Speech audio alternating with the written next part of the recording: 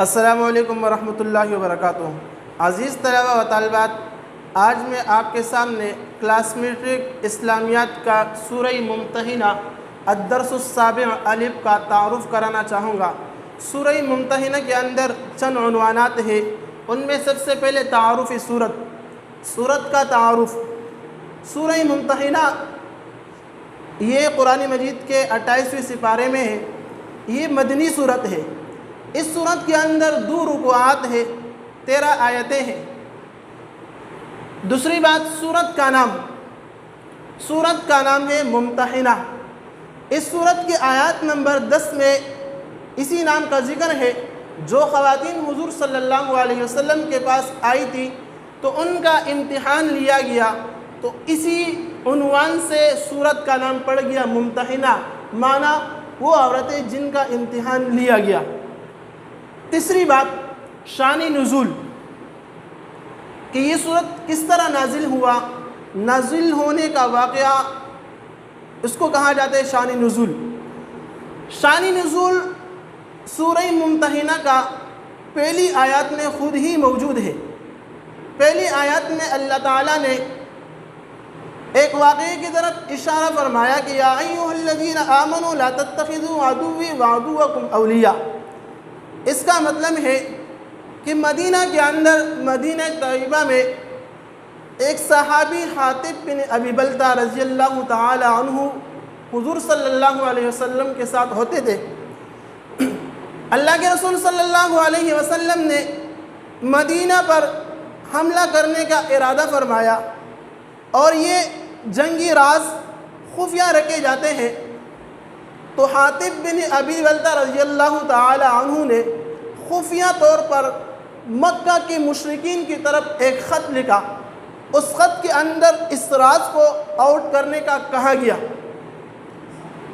حضور صلی اللہ علیہ وسلم کے پاس جبریل علیہ السلام آئے اور واقعے کی اطلاع دے دی۔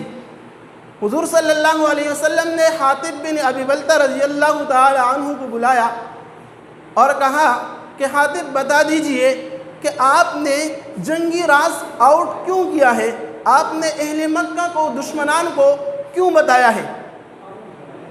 حضور صلی اللہ علیہ وسلم کے کہنے کے بعد حاطب بن ابی بلتہ رضی اللہ تعالی عنہ نے فرمایا کہ یا رسول اللہ، میں کوئی منافق نہیں ہوں، نہ میرا کوئی ایمان کمزور ہے۔ حقیقت حال یہ ہے کہ مکہ میں میرے بال بچے رہتے ہیں، اور میں نے یہ گمان کیا کہ مکے والوں پر احسان کر کے، جنگی راز بتا کے ان سے یہ فائدہ اٹھاؤں کہ وہ میرے اہل و عیال، بال بچوں پر رحم کرے، وہاں ان کے ساتھ احسان کرے۔ اس کے بعد حضور صلی اللہ علیہ وسلم نے حضرت علی رضی اللہ تعالی عنہ کو بھیجا اس قاصد عورت کی طرف جو حاطب بن ابی بلتہ کے خط لے کر جا رہی تھی مکہ والوں کو اطلاع دینے کے لیے، پیشگی جنگ کی۔ حضرت علی رضی اللہ تعالی عنہ اس مقام تک پہنچے جہاں حضور علیہ السلام نے فرمایا تھا کہ اس مقام پر آپ کو یہ خاتون مل جائے گی۔ حضرت علی اور 2 ساتھی اور پہنچے اور اس عورت کو گرفتار کیا اور کہا کہ خط نکالے حاطب کا۔ تو عورت کہنے لگی میرے پاس کوئی خط نہیں ہے حاطب کا۔ حضرت علی نے کہا کہ نہیں، آپ کے جو ہے بے حیائی ہو جائے گی، ورنہ ہم لباس اتار دیں گے، خط نکال لے۔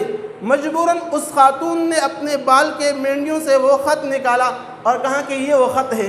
وہ خط حضرت علی رضی اللہ تعالیٰ عنہ حضور صلی اللہ علیہ وسلم کے پاس لے کر آئے۔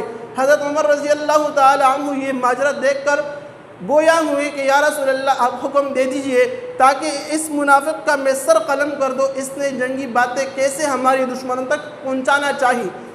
حضور علیہ السلام نے فرمایا کہ نہیں، یہ تو بدری صحابی ہے، اور اس صحابی نے خود اعتراف کر لیا کہ میرا مقصد نفاق کا کچھ اور نہیں تھا سوائے بال بچوں پر مشرکین مکہ کی طرف سے احسان کرنے کا۔ تو یہ ہے شان نزول سورہ ممتحنہ کا۔ اب چوتھی بات ہے موضوع اور مباحث۔ اس صورت کے اندر 3 قسم کے مباحثے ہیں۔ پہلا بحث آیات نمبر 1 سے لے کر آیات نمبر 9 تک ہے۔ دوسرا بحث آیات نمبر 9 سے لے کر آیات نمبر 11 تک، اور تیسرا بحث آیات نمبر 12 میں اہل ایمان خواتین کے ساتھ بیعت کی تذکرے کا ذکر ہے۔ مزید 3 قسم کے مباحثے ہیں۔ پہلا بحث آیات نمبر 1 سے لے کر آیات نمبر 9 تک ہے۔ دوسرا بحث آیات نمبر 9 سے لے کر آیات نمبر 11 تک، اور تیسرا بحث آیات نمبر 12 میں اہل ایمان خواتین کے ساتھ بیعت کی تذکرے کا ذکر ہے۔ سورہ ممتحنہ کے ابتدائی آیات میں اللہ تبارک و تعالی نے اس سورت کے اندر اللہ تبارک و تعالی نے پہلی بات یہ فرمائی کہ موالات بالکفار سے منع فرمایا کہ یا ایھا الذین آمنوا لا تتخذوا عدوی وعدوکم اولیاء، کہ میرے دشمنوں کو اور اپنے دشمنوں کو دوست نہ بناؤ، رازدار نہ بناؤ۔ اللہ تعالیٰ نے یہی مضمون سورہ مائدہ میں بھی فرمایا ہے، یا ایھا الذین آمنوا لا تتخذوا الکفار اولیاء، یا ایھا الذین آمنوا لا تتخذوا اليہود والنصارى اولیاء، یا ایھا الذین آمنوا لا تتخذوا الذین اتخذوا دینکم ہزوا ولعبا۔ اللہ تبارک و تعالیٰ نے بے شمار مقامات پر موالات بالکفار سے منع فرمایا، کفار کے ساتھ دلی رازداری اور دوستی سے منع فرمایا۔ ہاں، عام معاملات ان سے کیا جا سکتا ہے۔ دوسری بات کہ خفیہ راز ان سے شیئر نہ کرے، اور بالخصوص حضور صلی اللہ علیہ وسلم کی باتیں ان تک نہ پہنچائے۔ تیسری بات یہ ہے کہ جو اللہ اور مسلمانوں کے دشمن سے محبت کا تعلق جوڑے رکھے وہ سیدھے راستے بھٹک گیا، وہ راہ راست سے، صراط مستقیم سے وہ ہٹ گیا۔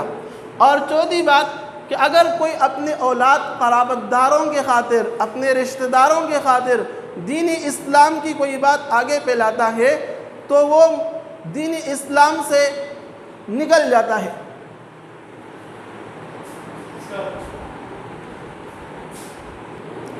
مزید اس صورت کے حوالے سے سورہ ممتحنہ کو آپ درست تلفظ کے ساتھ پڑھ لیجئے گا، اور حضرت ابراہیم علیہ السلام کے اسوہ حسنہ پر آپ کچھ مضمون لکھ دیجئے گا جو اس صورت کے اندر موجود ہے آیات نمبر 2 میں۔